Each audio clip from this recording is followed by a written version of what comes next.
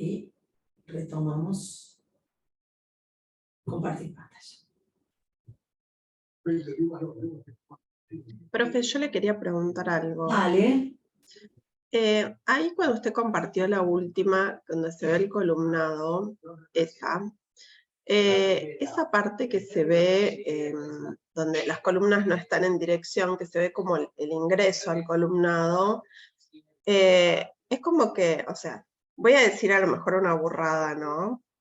Es como que fuera clásico, digamos, el columnado, ¿puede ser? Totalmente, ya. ¿Qué sería lo barroco? Te entiendo perfecto, eso es lo que iba a ir después. ¿Qué sería lo barroco? Porque tenés toda la razón. En realidad, cuando uno ve esto, uno diría que simple, que clásico, es lo mismo que le estaba diciendo quizás de Palladio en el manierismo, ¿no? Este Bernini, qué clásico que es. Entonces, perdón, ¿no? O sea, cuando uno explica, puede decir que tiene una estructura clásica o con orden, como cuando veíamos los griegos. Exactamente. O sea, de base, digamos. Es así. En el Renacimiento lo que se vuelve es el renacer de los órdenes clásicos. Entonces, lo que usamos es el lenguaje clásico. El lenguaje clásico lo usaron los griegos, lo usaron los romanos, que le incorporaron, ¿no es cierto?, algunos órdenes, etcétera, etcétera. Y en el Renacimiento se vuelven a utilizar. Fíjense cómo ese lenguaje, porque ¿qué es el lenguaje? El lenguaje es una serie, si hablamos del lenguaje como lenguaje, la forma de expresarnos, es palabras, que serían unidades, que nosotros las ponemos en un orden, sujeto, predicado, artículo, verbo, ¿sí? Y cobran un sentido. El orden es lo mismo. El orden es columna, friso, frontis, cada una de las partes que puestas relacionadas por estas proporciones matemáticas, etcétera, etcétera, tienen un sentido, una expresión. Entonces, con esos elementos, desde el Renacimiento, que primero se empezaron a usar de una forma experimental, pero siguiendo, no copiando, pero usando de forma experimental, el manierismo, donde se van permitiendo más juegos, el barroco toma el orden y lo empieza a también utilizar. Ahora, ¿qué es lo que pasa? Porque en el barroco todos mis alumnos siempre se ríen porque sobre San Pedro digo que no se abraza, que eso es como demasiado poco para lo importante que es la obra de Bernini y Borromini. Pero ¿qué tiene? Tampoco el barroco, a mí me gusta decir cuando uno dice del barroco que es recargado, ¿sí? Esa idea lo habrán escuchado, ¿no es cierto? Que lo barroco, lo recargado. Esto es el barroco italiano, acá es donde surge el barroco italiano, y el barroco no tiene nada de recargado. Sí tiene una riqueza expresiva y formal muy importante, porque los griegos, ¿qué habían puesto? Una sola hilera de columnas, ¿sí? Y quizás no habían puesto toda esta cantidad de escultura una arriba de cada una. Eso habían hecho los griegos. ¿Qué es lo que hace acá Bernini? Para darle esta riqueza, para lograr este movimiento, porque él tiene que conmover a los fieles. Entonces toma ese orden, y con ese orden empieza a componer, y lo empieza a enriquecer. Pero, ¿qué es lo que pasa? ¿Por qué yo digo que no ha recargado? Porque por acá, a lo mejor acá podría haber puesto un orden corintio, que tiene más elementos, podría haber puesto, pero no, toma el orden dórico, simple, pero multiplica la cantidad de columnas. ¿Sí? Entonces, él trata de enriquecer, de ser más expresivo, pero sin caer en lo recargado. ¿Sí? No sé si lo que pasa es que la majestuosidad que tiene el espacio físico, digamos, altísimo, gigante, hace también a esta demostración de poder que obviamente tiene la iglesia, ¿no es cierto? Esta es la idea, tal cual. Eso es exactamente lo que acabas de decir.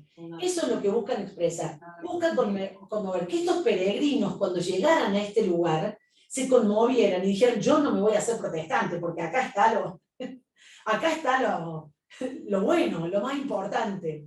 ¿Sí? Eso, claro, dicho en idioma, en lenguaje. Todo por eso es una peor, que es, acá está el Papa y no embarcarse. Así que eso es lo que buscan, conmover, emocionar, crear esto. Y eso lo hacen a través del orden.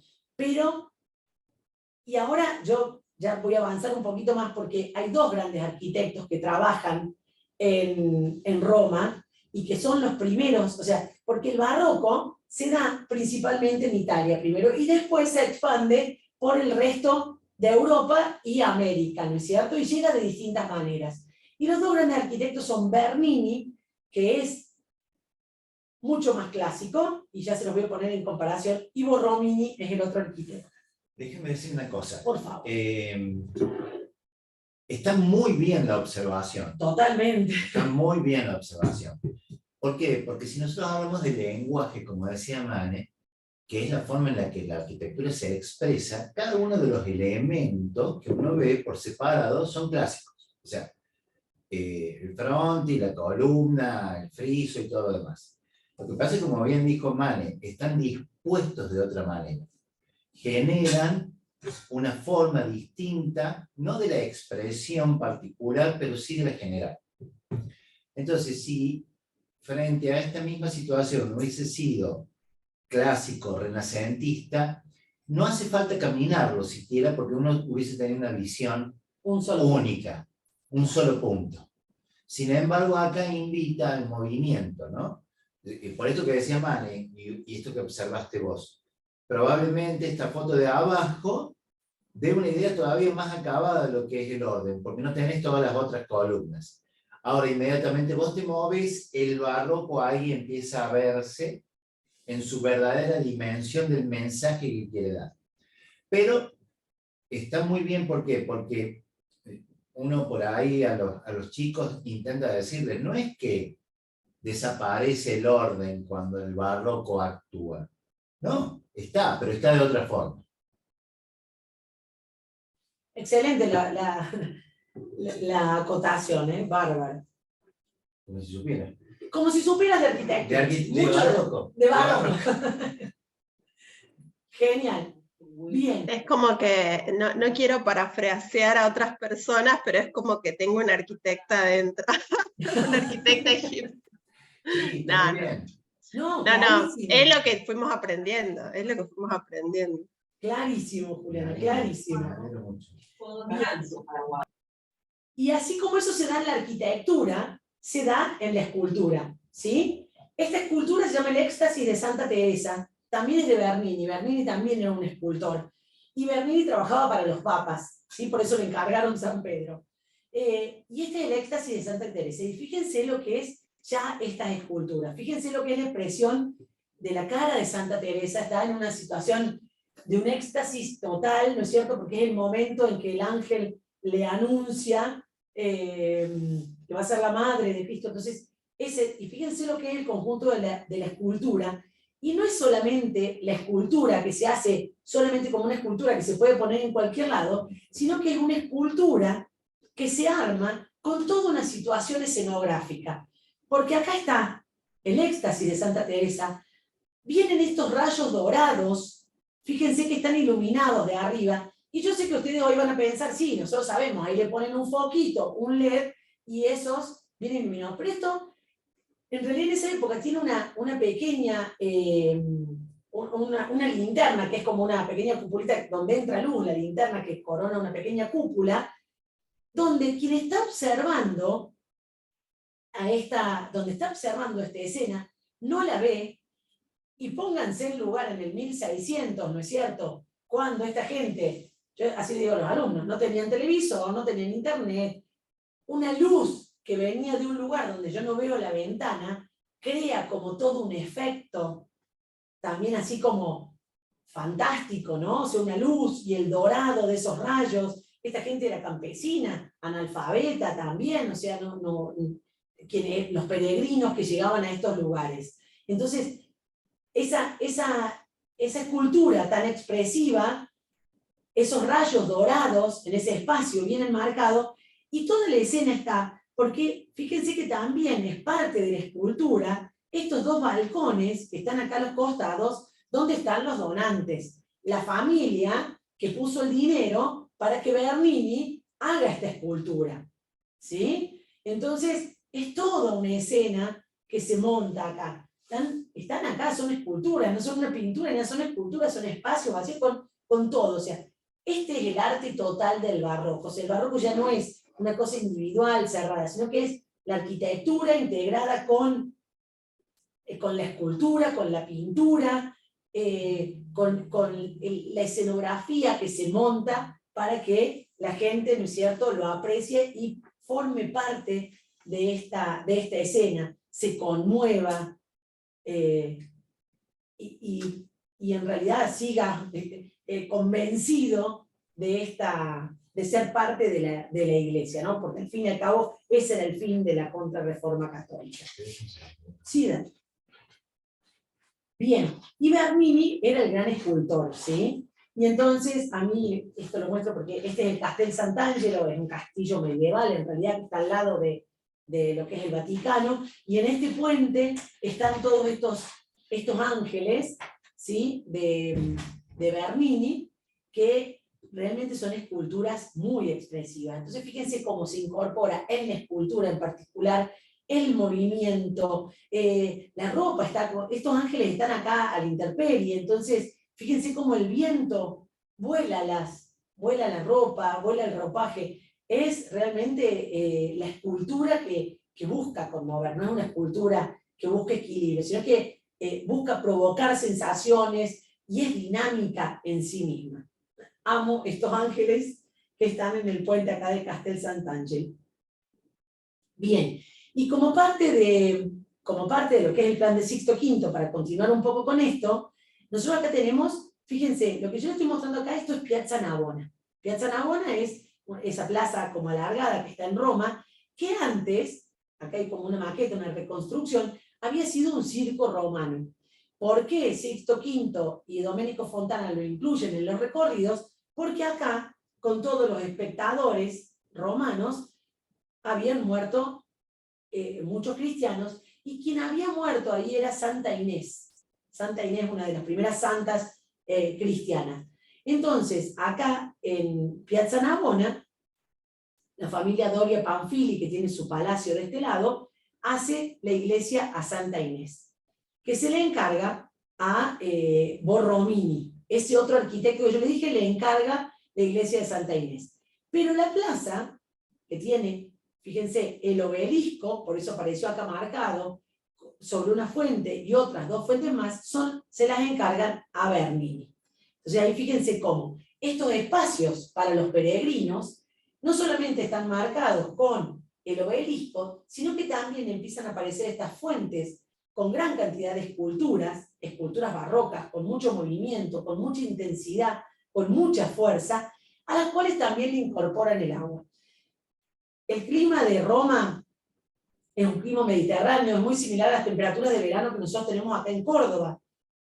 Entonces, imagínense, peregrinos que llegaban en el verano, el agua estaba en estas fuentes que le daban movimiento, refrescaban el espacio y podían, como podemos hoy en la actualidad, porque estas fuentes tienen agua corriente, uno puede cargar su botellita, entonces pueden consumir también el agua. Entonces, el espacio urbano con el cual dialoga la arquitectura es un espacio que está muy enriquecido, no es solamente la iglesia, la cúpula, todo el espacio de Roma empieza a tomar estas características. Entonces, esa Santa Inés, ahí tienen la cúpula, acá está el obelisco, las dos torres, fíjense, las dos torres también, las iglesias en general tienen torres, campanarios que enmarcan la cúpula, o sea, como si no hiciera falta, ¿no? Pero refuerzan esa idea de la torre, ahí me apareció la foto, y el agua, ¿no es cierto?, en lo que serían las fuentes.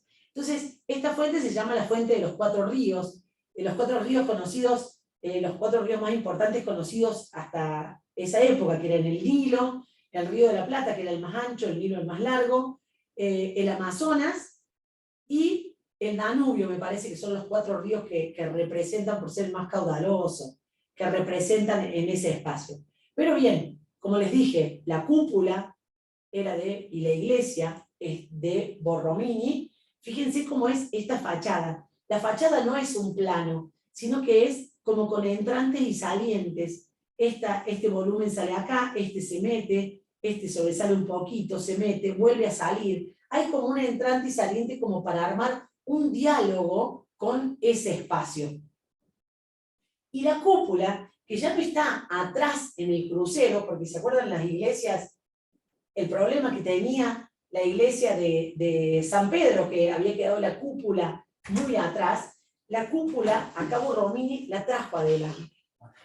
Y las esculturas son de Bernini. Como ven en esta idea, si voy nombrando dos arquitectos, Bernini y Borromini, la historia no termina bien, pero en realidad eran los dos grandes arquitectos que estaban enfrentados. Bernini tenía la ventaja que trabajaba para los papas, así que él tenía los encargos más grandes. En cambio, Borromini trabajaba para órdenes más pequeñas. Borromini era un matemático, manejaba muy bien la geometría, la matemática. Bernini era más escultor, pero Borromini manejaba muy bien, o sea, él era matemático en sí, después a partir de ahí hizo arquitectura. Y entonces, fíjense, en la Fuente de los Cuatro Ríos, la escultura que representa al Río de la Plata es esta, ¿sí? Que yo le puse acá más grande, que está frente a la cúpula. Y como había un enfrentamiento entre estos dos arquitectos, ¿qué es lo que hizo? Fíjense que el Río de la Plata, la escultura que lo representa, tiene una mano así. Porque Bernini decía que esa cúpula que estaba tan adelante y que era tan alta se iba a caer.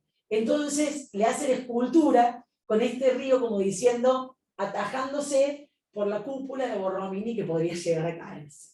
Realmente una relación entre los dos. Justo alguien pone, hay un diálogo entre la iglesia y la fuente. Alguien puso. Ah, sí, yo no las voy leyendo. A ver. Bueno, Ay, sí, yo puse, porque me acordaba de esa historia como que había como un enfrentamiento entre los dos arquitectos. Justo el juez Sí, sí, sí. Exactamente, es eso, es eso. Es esa relación y en realidad como estaban muy enfrentados, como que competían entre sí y le hace esto, ese juego así. Hoy se diría una relación tóxica. Exactamente. No, pero también como a partir del arte y de la arquitectura también se empezaban a expresar cosas que hoy por ahí se dan de otra forma. Hoy tendrían como una pelea en Twitter o algo así, Claro. ¿no? Seguro. Esto tuvo más trascendencia, ¿no? Porque acá quedó, hasta el día de hoy seguimos hablando. Twitter por ahí después queda como muy atrás y no nos acordamos. Efímero. Muy efímero. Y acá, ¿qué es lo que le quería mostrar? Lo que es la escultura del barroco, ¿no? Esa escultura que implica movimiento. Fíjense que no es, esto es como una rocalla, como una roca perforada, que encima, bueno, en esta foto no se ve transparente, pero uno puede ver a través de ella, hay como un espacio, los caballos que están surgiendo, el agua que brota, y fíjense cómo, bueno, este es el Río de la Plata que está como en una posición también incómoda ahí de movimiento, cayéndose, atajándose de la cúpula, y este otro también como en esa actitud de movimiento. El dinamismo, ese movimiento, así como hoy nosotros a lo mejor, si tuviéramos que hacer de este lugar atractivo, ponemos una pantalla gigante o hacemos un mapping con movimiento, ellos lo estaban tratando de comunicar a través de la escultura.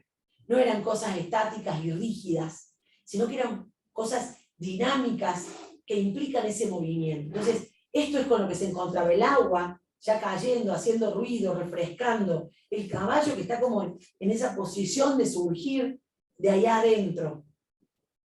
Esta es la escultura del barroco, y esta es la obra de Bernini.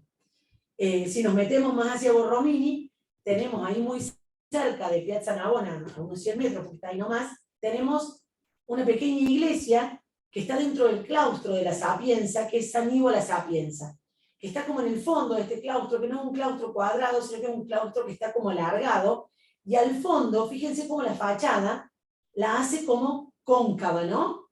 Como ese espacio que empuja, ¿sí? Que empuja y que mete hacia adentro ese plano. Pero cuando va a tener la cúpula y el tambor de la cúpula que sale hacia adelante, sale como en el convexo, en la otra dirección, creando como ese juego, cóncavo, convexo, y termina en una linterna que tiene un helicoide, ¿sí? con esa idea del infinito. El helicoide es como la figura que se va cerrando hasta el infinito, que nunca para de moverse y de fijarse. Entonces, estos son los elementos que van dando y creando, ¿no es cierto?, esta sensación, este mensaje que es el que trata de transmitir la Iglesia, de conmover, de llamar la atención.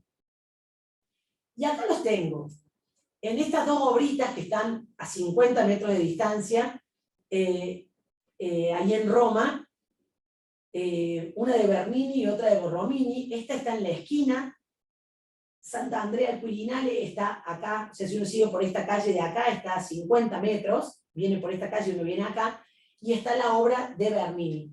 Acá, Juliana, vamos a poder ver la comparación entre estos dos arquitectos, como si uno tiene que hacer una caracterización de quién es más clásico, si Bernini o Borromini, que se han hecho muchos trabajos sobre esto. Uno cuando ve Bernini, fíjense que vuelve a ver y poder identificar muy claramente los elementos del orden, el frontis, las pilastras.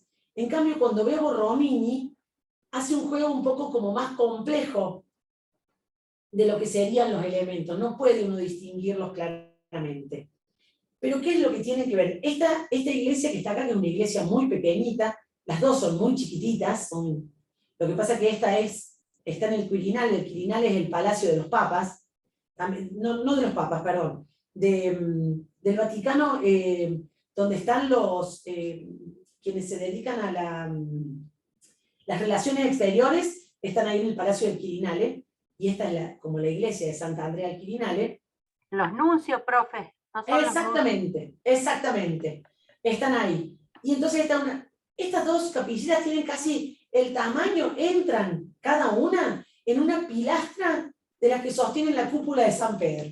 Varios han hecho esas relaciones. Esta se llama San Carlos de las Cuatro Fuentes, porque en esta esquina, esta es la Vía Apia, la antigua Vía Apia romana. En esta esquina hay un cruce, y dentro de ese plan de Sixto V para embellecer la ciudad, para hacerla atractiva a los peregrinos, en esas cuatro esquinas hay cuatro fuentes, ¿sí? Fíjense cómo se enriquece. Una de estas fuentes está en la esquina de lo que sería San Carlino, por eso se llama San Carlos de las Cuatro Fuentes, o San Carlino le dicen porque es muy chiquitita. Y esta es la fachada que presenta Borromini. Entonces fíjense cómo está ese movimiento que recién vimos de la curva y la contracurva, de lo cóncavo y lo convexo. Acá está, en esta gran cornisa. Esto se lee acá también abajo, justo esta, sí, es vieja, ahora está un poquito más limpia. El smog, aquí, así esta calle está como un poco oscura. La curva y la contracurva que se ve en esta cornisa que hace este juego de curva y contracurva, de ese movimiento y ese diálogo con el espacio urbano, ¿sí? Porque entrante y saliente, ese diálogo que hace. En realidad casi la fachada no me da una idea de qué es una iglesia, porque da una idea de una fachada casi como palaciega, ¿no? Pero sí tiene otro recurso que plantea la Contrarreforma, es que las imágenes empiezan a sacarlas a la fachada. Las imágenes que antes estaban en el retablo, las imágenes religiosas de los santos, las vírgenes que estaban en el retablo adentro de la iglesia, la Contrarreforma, con esta idea de propaganda, propone que también las saquen y las traigan a la fachada. Entonces empiezan a aparecer imágenes en estas hornacinas. Y en este caso, también esta idea del barroco, de la curva y la contracurva, porque cuando uno viene por esta calle, que es una calle recta, viene acá y Bernini, para poner su fachada, se retrae un poco hacia atrás. Y acá hace como unos muros que son como cóncavos, ¿no? Como unos pequeños bracitos que se meten. Entonces, quien viene por acá se mete, pero a la vez se encuentra con toda esta escalera que es semicircular y que se desparrama por el espacio y que me invita a mí a subir. Ese es el diálogo. Entonces, Borromini lo hace de una manera, Bernini lo hace de otra. Y acá Bernini no es tan clásico como en lo que hizo en San Pedro, porque en realidad, fíjense cómo se toma estos permisos. El frontis acá está quebrado. El frontis era un triángulo completamente bien delimitado. Acá hace como otro frontis que cuando uno lo ve de frente es un frontis semicircular, o sea, no es un triángulo. Y totalmente roto por esta imagen que aparece acá en 3 dimensiones hacia adelante. Entonces, tiene como un juego, tiene como una percepción de clásica, y cuando uno lo compara con otro arquitecto del barroco, es mucho más clásico, pero no es el clasicismo de un romano o griego, no es el Panteón, ¿no es cierto? Ni el Partenón, ¿sí? Acá, en el uso del lenguaje, se empiezan a permitir en hacer esto semicircular, en el frontis también semicircular, y romperlo, se permiten todas estas cosas. Pero a mí lo que me parece súper interesante es esto, que si estamos hablando de la ciudad, la arquitectura es una arquitectura que tiene un diálogo muy fluido con la ciudad, con el espacio urbano. Profe, Bien. ¿Visto de profe, solo frente? un comentario pequeñito. Sí, Hay una escultura de Bernini que es el rapto de Proserpina, sí. que resume el movimiento, o sea, bueno, admiro esa obra, ¿no? Pero digo, ahí se ve el movimiento por excelencia, o sea, Sí. el cabello, la mano del raptor, es Está en fabuloso. movimiento, ¿no? Y la fuerza de llevándosela, se la está llevando. Es real. Sí, sí, no la traje, qué pena. Es hermosa realmente. Hermosa. Hermosa. Profe, Bernini también hizo el batisterio de... San No, Pedro. es el baldaquino, no el El batisterio. baldaquino. El baldaquino y en lo que está al fondo, la imagen del Espíritu Santo con todos los rayos, que son los mismos rayos de la que usted nos mostró El éxtasis. del éxtasis. Sí. Exactamente. Sí, sí. Toda esa. Bernini trabajó un montón. Y en la decoración general de adentro del Vaticano, o sea, ¿se puede identificar como barroca o no? ¿O tiene Sí, partes? porque en este plan, en realidad, no fue solamente el plano urbano, sino que también fue enriquecer muchísimo todas las iglesias en el interior. Y con esta decoración, cuando se sobrepone, sí tiene ese carácter de ser, yo no quiero que digan el barroco es recargado, pero sí con mucha riqueza. Ok, Bueno, pero quiero pero no decirles que puede- entiendan la idea sí. y cómo expresarla. ¿Sí? Sí, es muy rica y con gran cantidad de elementos. O sea que no Profe, quiero que caigamos en decir el barroco es recargado, porque si uno ve esto, no es el barroco recargado. De todos modos, ya vamos a llegar un poquito más a Francia, donde ya nos vamos al rococó. Cuando el barroco avanzó un poco más, se cayó en el rococó. Y sí, ahí el rococó es ese lenguaje, esa expresión estilística que sí es recargada. Ya Profe. vamos a llegar a eso. Acá tiene una vista del frente, lo que le decía, como este frontis en Santa Andrea es un frontis curvo, que encima se quiebra y aparece este escudo. Y acá se ve muy bien esa parte que estaba como oscura con esa gran cornisa. Uno cuando va caminando por ahí, la cornisa tiene una presencia y una expresividad muy interesante. Y se ve muy claramente la curva y la contracurva. O sea, no es solamente la cornisa, la pared. ¿Sí? Fíjense como acá es cóncavo, convexo y cóncavo acá. Todo ese movimiento, esa ondulación, esa vibración que aparece, acá está. Y las imágenes, ¿no? Las imágenes traídas como si fuera del retablo atrás, están traídas a la fachada. profe, Sí, yo estuve en la Figueroa Alcorta, el profesor Nucenovich, y él siempre nos decía, me quedó grabado, el Renacimiento es lineal, es el dibujo y la perspectiva. Y nos decía lo mismo que usted, no quiero que me digan que el barroco es cargado, les voy a poner un 1. Y él nos decía, el barroco es pictórico, es el juego de la luz y la sombra. hay un autor que se llama Erich Wolfling, es alemán, que habla de, hace unos pares de opuestos, que hace un muy buena, por eso de ahí lo pictórico, hace pares de opuestos y que sirven muy bien para, él los usa para el arte, nosotros muchas veces lo usamos para la arquitectura, y donde habla de que el Renacimiento es exactamente lineal y pictórico como lo expresivo, como lo volumétrico, Sí, y tal acá en el cual. barroco se puede ver claramente. ¿Puede escribir el nombre del autor en el chat? Wall, o sea, W-O-L-F-L-I-N. W. Wolfling. Y con diéresis la O. Böfling, Perfecto. en realidad sería en alemán. Gracias, profe. Más o menos pronunciado el alemán. Sí, sí, nos entendemos. Y a Gracias, mí la profe. escalera, esta escalera que es tan geométrica, ¿no? Porque es como un semicírculo que usa ahí Bernini, pero se desparrama, es ese desparramar. Entonces uno hace como la curvita y te invita hacia subir. Es realmente de una preciosidad estas dos hermosas.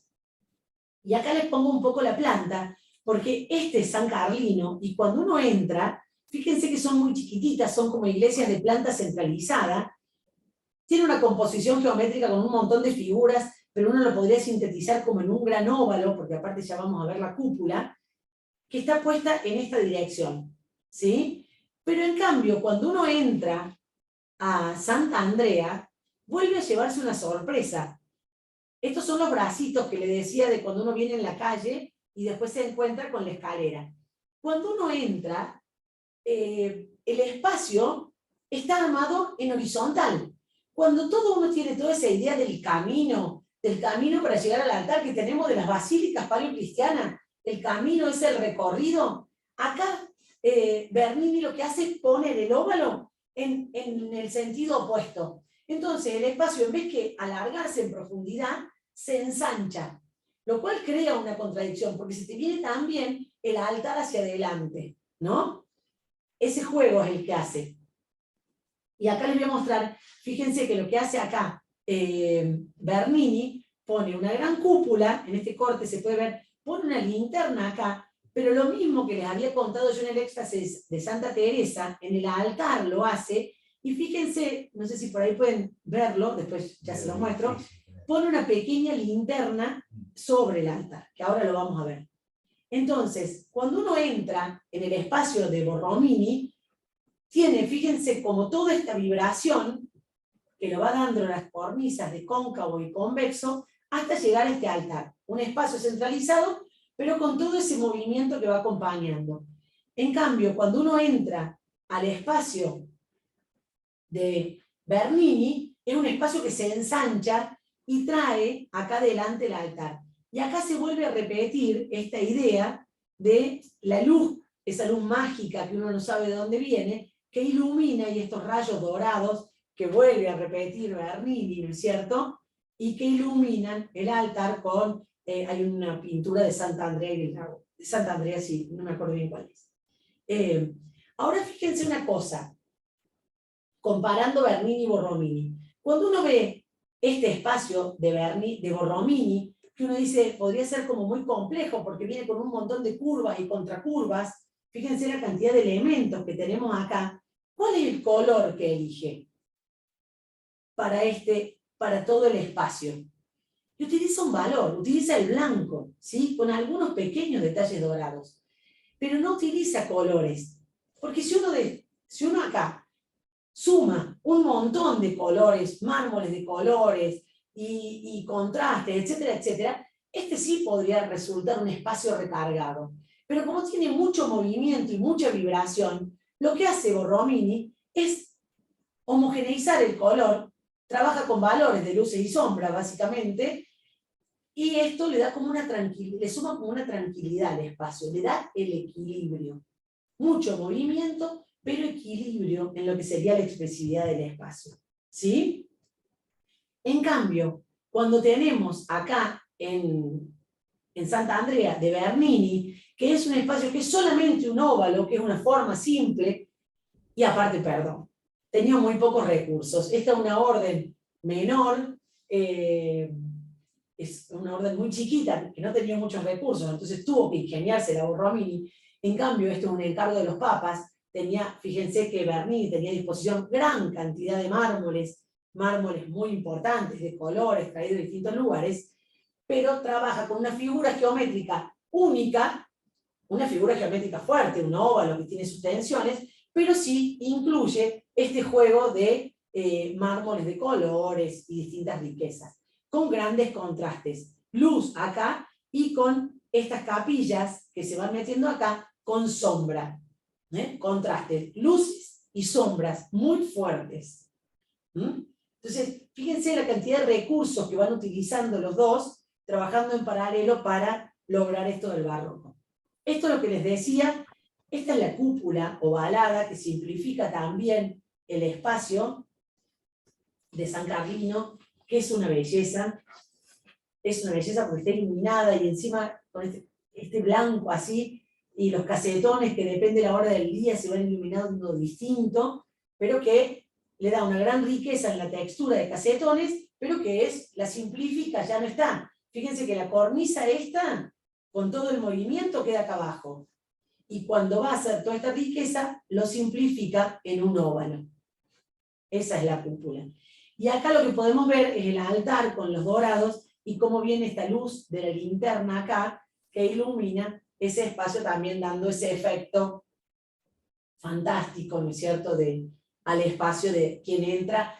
Primero que quien entra, el espacio se ensancha y se encuentra con el altar, y el altar con toda esta iluminación, y aparte estos dorados, si se fijan, son un montón de angelitos que empiezan a caer y a chorrear, porque están como chorreados, ¿no es cierto?, por todos estos rayos dorados, y son dorados que brillan en este espacio. A mí estas dos obras me parecen realmente muy significativas, muy chiquitas y sintéticas. Acá se ven bien los angelitos, aparte bien iluminados en el dorado, como van cayendo y chorreando por ese espacio. Bien, bien, porque había puesto este blanco, porque quería hacer un espacio como antecedentes. Lo que les decía, el barroco surge acá en Italia, ¿no? Y se expande después, y se expande a todo Latinoamérica también, en toda América. Y el antecedente que nosotros vamos a tener, ese espacio, en España, en realidad, la interpretación de esto, que es esta contrarreforma, ¿no?, también que busca convencerlo, hace a través de otros elementos. Los españoles estaban muy, si bien tenían gran cantidad de riquezas por todos los territorios que habían colonizado, estaban como metidos como en grandes guerras, y no tenían recursos como para hacer grandes obras, pero sí intervinieron sobre obras que ya estaban construidas. Entonces, ¿qué es lo que hacían? Concentraban la decoración en puntos, con gran contraste, porque dejaban gran cantidad de paramentos libres, y muchos de esos lo vemos en América Latina, lo estarán viendo en Arequipa, y también se ve en toda América Latina, con paramentos lisos y una decoración concentrada. Este es el Sagrario de la Cartuja en Granada, también ahí donde está el Escorial, y de Hurtado Izquierdo, el arquitecto, donde toma, se inspira como en todo eso. De acá es donde viene el tema de barroco, de la perla barroca, de la deformación, y esto es todo como con esa efervescencia decorativa, le dicen, y que lo que es una decoración que se adosa sobre las iglesias que ya estaban hechas, pero que es una decoración que va a modificar la percepción espacial completa. Porque fíjense lo que es esto, ¿no? O sea, es una decoración, estos son como con yesos, adosadas a la estructura existente, que es totalmente decorativo. Pero cuando se agrega esto con esta luz, esta sombra, y este movimiento, la percepción del espacio también cambia. Entonces, eso es lo que hace el barroco español. Y otro de los grandes exponentes del barroco español es Benito de Churriguera, y de acá habrán oído nombrar el churrigueresco, ¿sí? Porque esta es la decoración de Churriguera, que en realidad está inspirada en la orfebrería, de ese preciosismo del repujado, de los metales, del dorado, del oro, principalmente todo el oro que se trajo de América, y que se puso en estos retablos. Pero fíjense, esto es una catedral gótica. Acá estamos viendo, ¿sí? Acá estamos viendo los arcos apuntados de la catedral gótica de piedra, y cómo, esto es lo que yo les decía, los planos de piedra, los muros lisos, y la fuerte concentración de la decoración en los retablos o en puntos particulares de lo que sería de la arquitectura. Entonces ahí se concentra el oro, la belleza, y todo, y fíjense lo que son los detalles que tienen con estas columnas salomónicas. Estas mismas columnas salomónicas son las que utiliza Bernini en el baldaquino de San Pedro. La columna salomónica es esta que tiene esta forma. Entonces fíjense que más implicancia al movimiento que una columna que está enroscada, ¿no? Esa columna que tiene este movimiento. Entonces eso es lo que se usa en estos retablos. Y en la casita de Tucumán. Y la casita de Tucumán. Bien. Y esta es la fachada. Esto es Santiago de Compostela. ¿Se acuerdan que la vimos, que la mostró Juan Pablo en lo que sería el románico? Pero la fachada, como yo les digo, a esa catedral románica, ¿qué le agregan? Le agregan esta fachada, esta decoración sobre la fachada, le cambian las torres, porque eran solamente las torres, y esto, o sea, eran como dos torres muy simples, con una expresión así de fortaleza, muy simple, le agregan toda la decoración. Entonces, eso es el barroco principalmente en estos lugares. Y va a ser la transferencia a lo que sería, yo no me voy a nombrar esto acá porque si no me tengo que meter con todo el barroco latinoamericano. Ya las chicas de Perú saben que tenemos para hablar más. Yo voy a nombrar lo que tengo acá del contexto porque amo en realidad este retablo que es de la capilla doméstica. Amo el retablo y amo la bóveda en realidad de cañón que tiene con todo este trabajo que tiene la capilla doméstica del conjunto de la Manzana Jesuítica acá en Córdoba. Es una capillita, fue la primera capilla, después se hizo la iglesia de la compañía, ¿sí? Pero eso que vimos en España, y ni qué hablar de Perú y de México, que tienen ejemplos de una escala mucho mayor que esto, ¿no? Yo lo muestro a modo de un pequeño punto, pero que se repite, ¿no? Lo de los planos lisos y la concentración en los retablos de las decoraciones, o quizás en este caso de las bóvedas, que son de un entelado pintado, un trabajo que realmente es una belleza de esta obra. Bien. Y acá me gustaría mencionar, con Juan lo hemos mencionado varias veces, al profe nuestro que era el padre Sobrón.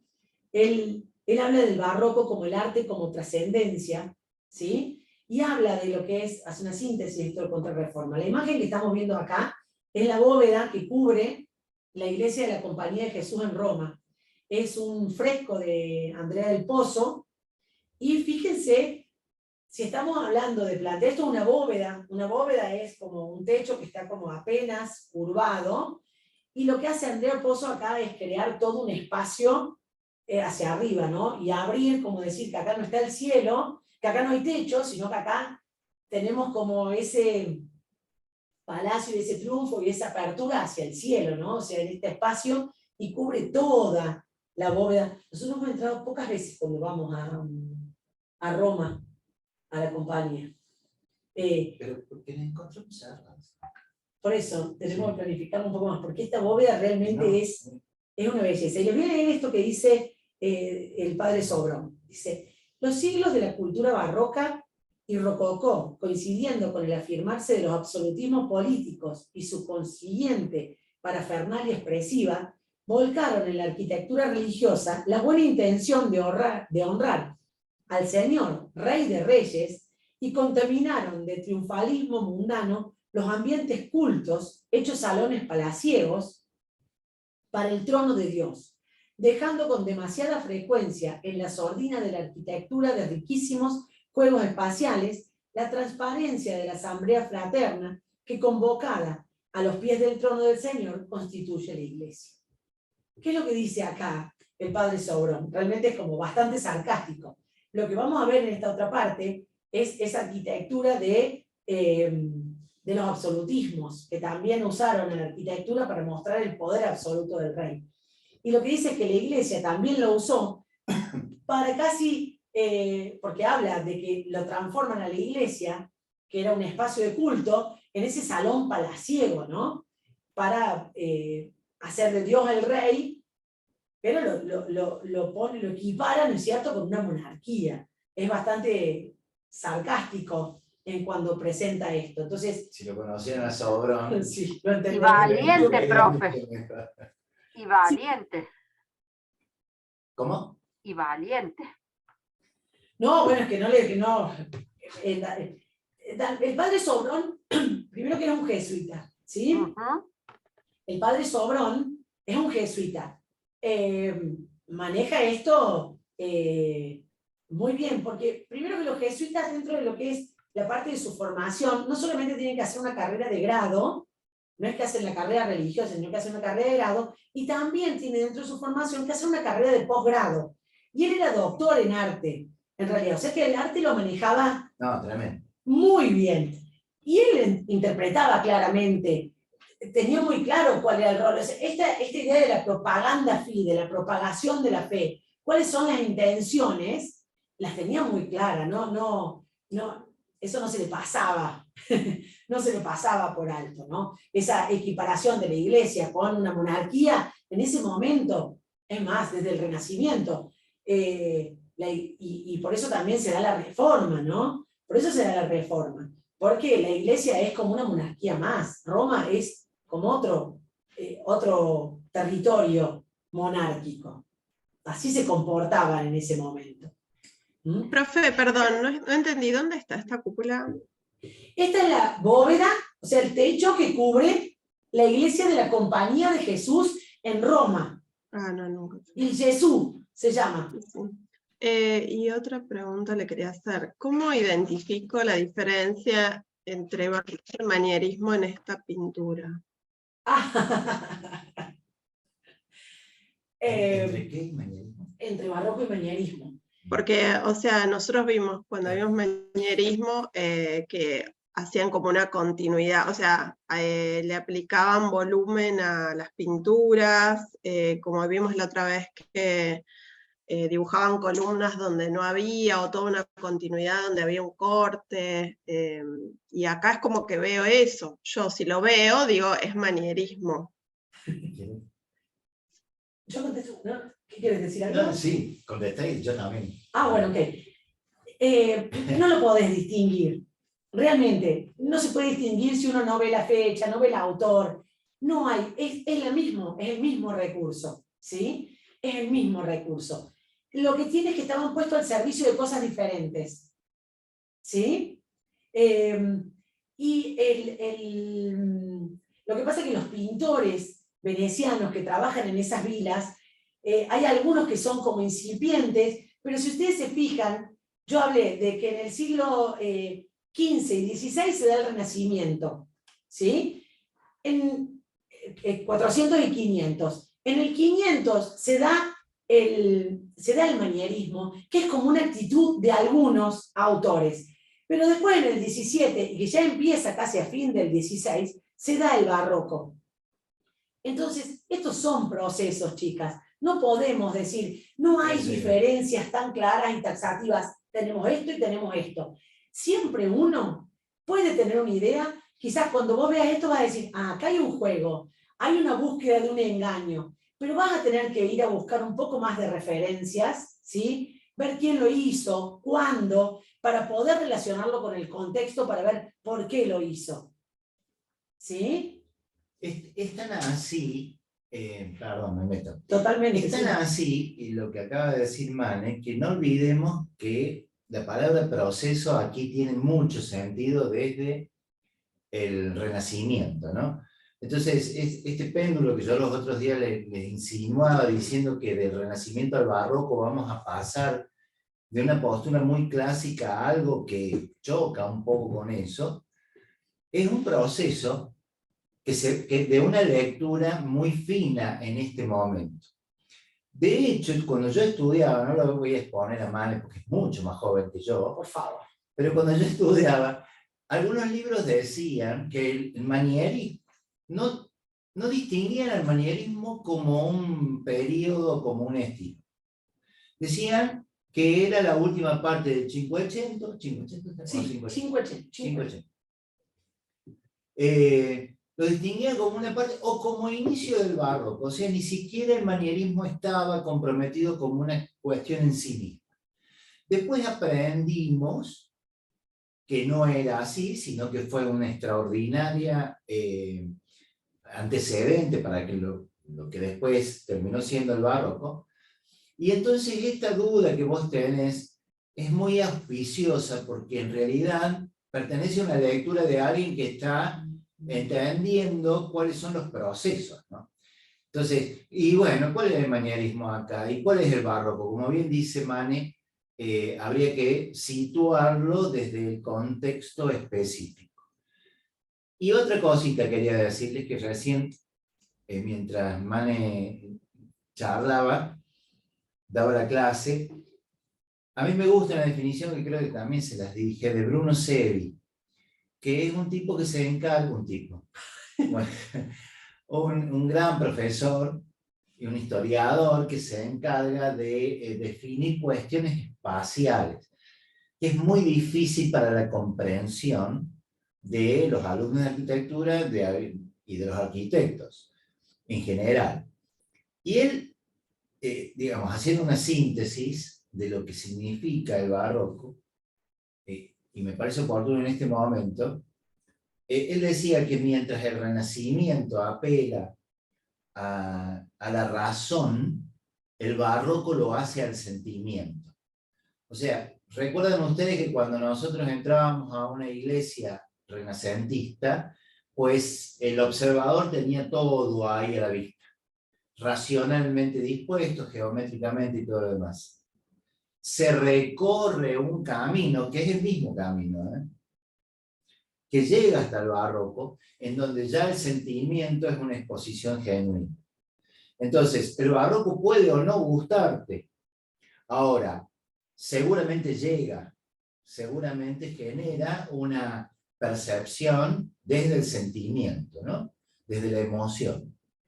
Entonces, es una sola cosa, que uno trata de ir identificando a medida que va pasando los siglos y que obviamente tiene cada uno sus características. ¿Por qué digo esto? Porque Juliana tuvo esa primera observación de lo que eran los elementos clásicos. Y bueno, sí, claro, porque en realidad eso se va modificando, pero no es que haya desaparecido, ¿no? Entonces, frente a esto, claro que hay ahí un discurso que tiene que ver con el manierismo, con el barroco, en alguna instancia muy particular, en cómo el autor en este caso quiere intencionar esa perspectiva hacia el cielo, etcétera, etcétera. Bueno, son preguntas No, súper interesante. muy lindas que abren tantas ventanas que, bueno, unos por ahí... Lamentamos no podemos solucionarte tu tema. Son cosas que nos pasan a nosotros. A mí también me pasan. Uno va y empieza a mirar... Y a mí me pasa, no es fácil reconocer, uno puede reconocer todo porque no hay una receta, no hay una receta. Así que, y recién preguntaban dónde pueden conseguir la obra del Sobrón, Arte como Trascendencia. Yo sé que lo tuvieron en Amerindia, en esa librería. Me van a creer que tenemos comisión, ¿no? Sí, con Amerindia. No, pero es que es una muy buena, muy buena sí. librería específica de arte y arquitectura acá en Córdoba, por eso es que lo... y hay otra que, sí, Sobrón trabajó mucho acá en Córdoba, Buenos Aires, así que por eso acá siempre han tenido sus obras. Así que bueno, espero que haya sido más o menos claro y les haya respondido un poco lo que ustedes planteaban. Una genia las preguntas. Bien. Sí, nuestros alumnos no hacen. No hacen nadie. Vuelvo a esta Sin diapositiva. subestimar a nadie. No, tal cual. No, estas preguntas no le hicieron nunca en realidad. No. Este es como el plan de ciclo quinto y lo que vamos a ¿De ver qué ahora... edades son, profe? ¿De primer año? Sí, yo sí. No, yo tengo hasta el tercero. Esto Pero lo ven en segundo. en segundo, sí, segundo. Segundo. Sí, pero... Bueno, y esto es lo que vamos a ver ahora, lo que es París, ¿no es cierto?, para el siglo XVII y XVIII, y el tema de la consolidación de las monarquías absolutas. Este lo tengo de otra clase y no estaba armada así, por eso lo traje, porque me gustaba que estaba puesto de manifiesto, que estaba coloreado. Nosotros para el siglo XVII tenemos las monarquías. ¿Qué es lo que pasa? Cuando en el Renacimiento, porque estos son procesos, por eso siempre me voy un poquito para atrás, cuando en el Renacimiento tenemos a estos burgueses que empiezan a consolidarse en las ciudades y son como ciudades-estados independientes, el resto del continente europeo, que va saliendo de la Edad Media, ¿sí? Van como consolidando las monarquías, se van como consolidando y van empezando como a demarcar los límites de lo que serían los estados modernos. Entonces, la monarquía francesa empieza a aparecer, la monarquía española, la monarquía inglesa. Entonces, eso empieza como un proceso que empieza en el siglo XV, y para el siglo XVII estas monarquías ya están consolidadas y son la base de los estados modernos. La monarquía francesa es la que sobresale y que se consolida como una de las monarquías más fuertes, ¿no?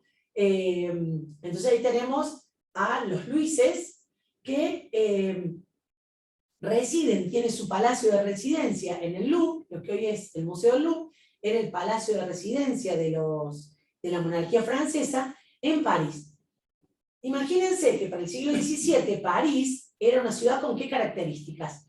Y en realidad París había surgido de un pequeño castrum romano que había en la Edad Media, había sido una pequeña villa y que fue creciendo de manera desordenada hasta el siglo XVII.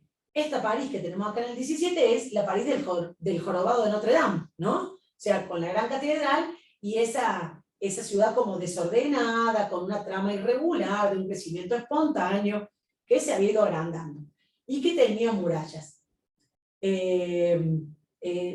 Entonces, las pequeñas intervenciones que van haciendo en la ciudad, no hay modificaciones en estos siglos grandes, sino que lo que sí se hacen son los jardines de las Tullerías, ¿sí? Y algunas intervenciones puntuales, estos puntos amarillos que yo les he puesto acá. Los jardines son estos jardines de acá, y después cómo se amplían las Tullerías, que son como los jardines del Louvre que tenemos acá, y el palacio que se va agrandando. Y cuando se demuele esta muralla, casi para el siglo XVIII, se hace como un gran bulevar. La muralla ya había quedado obsoleta, entonces se demuele y se hace un gran bulevar. Empieza como un primer bulevar en este punto. Y los distintos reyes, porque no es uno solo que planea esto, sino que van haciendo como pequeñas intervenciones de plazas, ¿sí? Que son como intervenciones puntuales, que se llaman las plazas reales. Que tienen ¿qué son? Son intervenciones que buscan poner de manifiesto la presencia de la monarquía, del rey principalmente, dentro del trazado de este París medieval. Entonces, estas plazas son estas: la plaza Real, la Plaza de las Victorias, la Plaza Vendôme y la Plaza Dauphine, la Plaza del Delfín. Fíjense que coinciden que todas tienen una figura geométrica pura, ¿no? O sea, en un trazado, como ven acá, alrededor de estas plazas, que es un trazado desordenado, que no tiene ninguna planificación, porque ese es el trazado medieval, aparecen como con una figura geométrica rigurosa, ¿no? O sea, bien demarcada. ¿Y qué más aparece? En el centro, o en el punto principal, van a tener la estatua del rey. Porque este era el lugar en donde el pueblo podía encontrarse con la nobleza. Porque quizás para cierta fiesta se hacía como un desfile, y el rey pasaba dentro de la carroza, y ahí el pueblo podía verla, este rey, que era una divinidad, ¿no? O sea, era ver, el rey era como muy importante, pasaba por ahí, o había algunas fiestas de carnavales, o festejos que se hacían y el rey asistía, y estos eran los puntos de encuentro del pueblo con el rey. ¿Y cuáles son los recursos arquitectónicos que se utilizan? En general está la escultura en el centro, para rememorar la presencia del rey, y las envolventes, en estos casos serían, el muro que está alrededor, que eran viviendas principalmente de las burguesías, de las clases más acomodadas, ¿no? Que vivían alrededor de esto, tenían como una fachada muy homogénea, o sea, una fachada que era como toda igual, o sea, sin muchos cambios, con el objetivo de que cuando la fachada no presenta algo interesante, el punto más importante pasa a ser el centro, nuevamente la escultura del rey, ¿no? O sea, porque si yo no me distraigo viendo lo que tengo alrededor, mi punto principal, focal, es la escultura del rey. En esta plaza que tenemos acá abajo, que es un triángulo, que es la Place Dauphine, esta es una plaza muy top de París, ¿no? Porque está en la punta de la isla de la Cité, Notre Dame está del otro lado, en esta punta, está acá, aparte, en esa parte hay una zona de perfumerías y negocios muy paquetes, porque ahora la habitan departamentos y una alta burguesía vive ahí. Fíjense que la escultura no se pone en el medio, en una punta, un triángulo.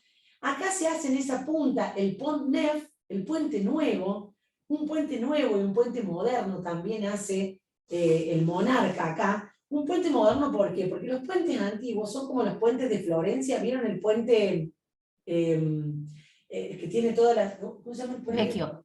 El Ponte Vecchio. El puente viejo que tiene todos los comercios. En general los puentes tenían esas características, estaban como todos construidos. Este puente nuevo es un puente que es totalmente abierto, que cruza acá, y la escultura del rey se pone del otro lado.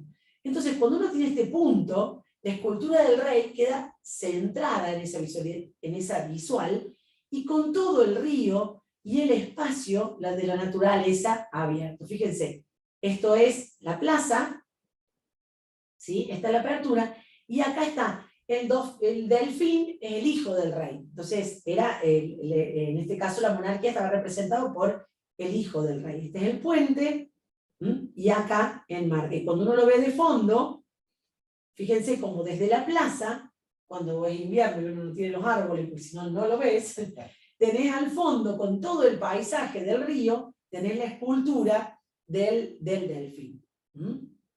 Pero fíjense cómo estas fachadas son como todas muy homogéneas, bastante similares.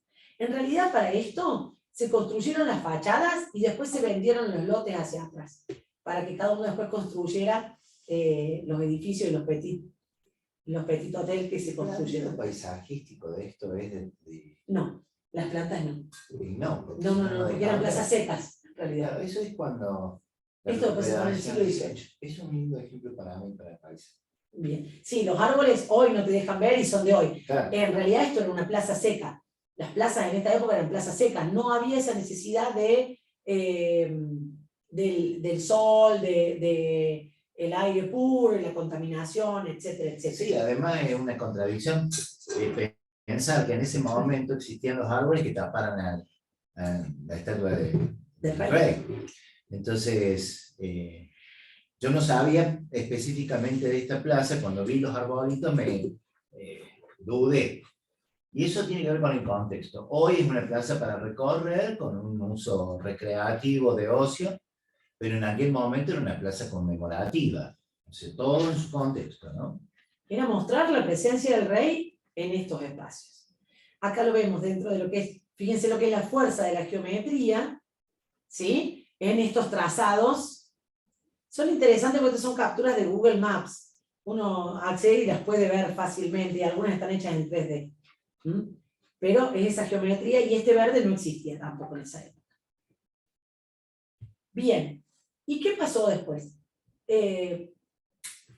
Luis XIV, en realidad, este monarca, que es una monarquía absoluta, es cuando todo el poder está concentrado en una sola persona. Luis XIV decía, el Estado soy yo, ¿sí? El Estado soy yo. Él concentraba todo el poder. Entonces, ¿qué es lo que decide? El Louvre, como palacio, le queda chico, y entonces tenían una pequeña palacina de casa, un poco más alejado de París, donde es Versalles, y entonces ahí deciden construir el gran palacio de Versalles, donde iba a ser la residencia del rey. ¿Por qué le queda chico? Porque en realidad esta monarquía, ¿qué es lo que decía? Luis XIV lo que decía es, el Estado soy yo, pero aparte, él tenía una teoría. A tus amigos tenés que tenerlos cerca, pero a tus enemigos mucho más cerca. Entonces, este también es el inicio de la burocracia, ¿no? Porque Luis XIV lo que hizo fue, él había convocado al palacio a toda la corte. O sea, todo lo que era el territorio, ¿no es cierto?, francés, de la monarquía francesa, estaba subdividido en ducados, principados, señoríos, que tenían como iban administrando esos pequeños lugares. Y él era como el rey que dominaba todo este espacio. Para asegurarse que nadie se le levantara o que algún pedazo de territorio se le cindiera, etcétera, etcétera, lo que había hecho era convocar a todos al palacio, a residir ahí en el palacio, ¿sí? Entonces, de esta manera los tenía controlados. Y cada uno tenía quien podía acceder a los favores del rey, etcétera, etcétera, era quien estaba más cerca. Entonces, había encargados de quién lo vestía, quién lo levantaba, se armó como todo un circo en realidad alrededor de eso. Hay una película muy simpática por ahí que se llama María Antonieta, la reina adolescente, que es una película no tan profunda, como muy modernizada, pero que muestra un poco cómo vivía esta monarquía y cómo tenía todo alrededor y cuáles eran todas esas intrigas de palacio y cómo... Entonces, el Louvre le queda chico y decide hacer Versalles. Versalles fue el modelo de palacio de todas las monarquías. ¿Por qué esta imagen? Porque ya vamos a ver Versalles, ¿no es cierto? Pero cualquier monarca que quisiera demostrar su poder y sentirse poderoso, quiso tener su propio Versalles. Entonces, el modelo del Palacio de Versalles se replicó en todas las monarquías europeas. Entonces, así tenemos el Palacio Real en Madrid, el Palacio de la Granja, ¿no es cierto?, de Yubara, el Palacio Stupinisi en Torino. Cada uno replicó este modelo. Quizás ninguno logró la escala de Versalles, pero bueno, la escala con el conjunto, porque el Palacio de Versalles no es solamente el palacio como físico, el lugar de residencia. El Palacio de Versalles es la ciudad de Versalles que tiene al frente, más todos los jardines que tiene atrás. Y ese modelo del palacio más los jardines es lo que repitieron todas estas monarquías. Y en síntesis del palacio, este es un grabado que habla de lo que es la monarquía de Paul Decker, en realidad un grabado del siglo XIX, pero no quería usar Versalles como modelo. Los palacios tienen, ¿no es cierto?, esta parte de la construcción de lo que es el palacio ya con no un volumen compacto, sino que un volumen que se abre, con brazos que se abren, organizados en base a un eje que se abre al paisaje infinito para mostrar ese poder infinito que tenía el monarca, con un centro, que en el caso de Versalles está en el dormitorio, en la cama del rey, y fíjense cómo ese sistema que habíamos hablado al principio empieza como a multiplicarse en un montón de ejes que se van construyendo. Ni qué hablar que con la óptica, ¿se acuerdan de que yo les había dicho que había como unos avances ópticos?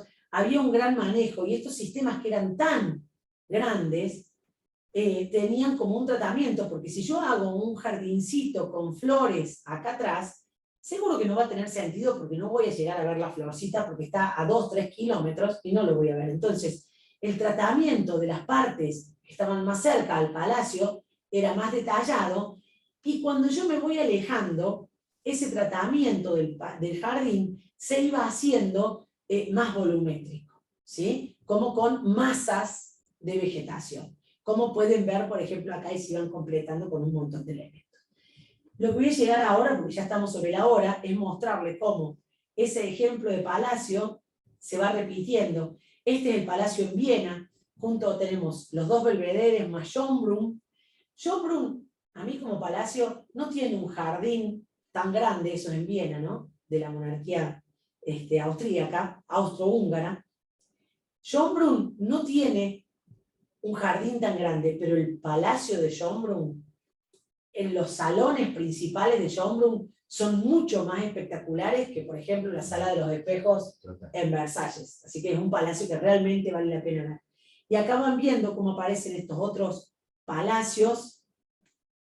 Este es del príncipe obispo de Wurzburgo, ¿sí?, al sur de Balthasar Neumann en Alemania. Este es el Palacio Real de Madrid.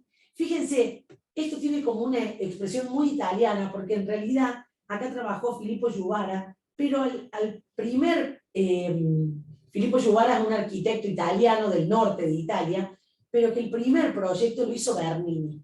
Lo habían convocado para que haga el primer proyecto del palacio. Y después lo terminaron, no terminaron el proyecto, pero terminaron este palacio. Bien. Y el tema de los jardines, que fíjense en la parte de atrás cómo empieza este eje a abrirse y a armar todo el tema del paisaje, que ya lo vamos a ver un poco más en detalle cuando...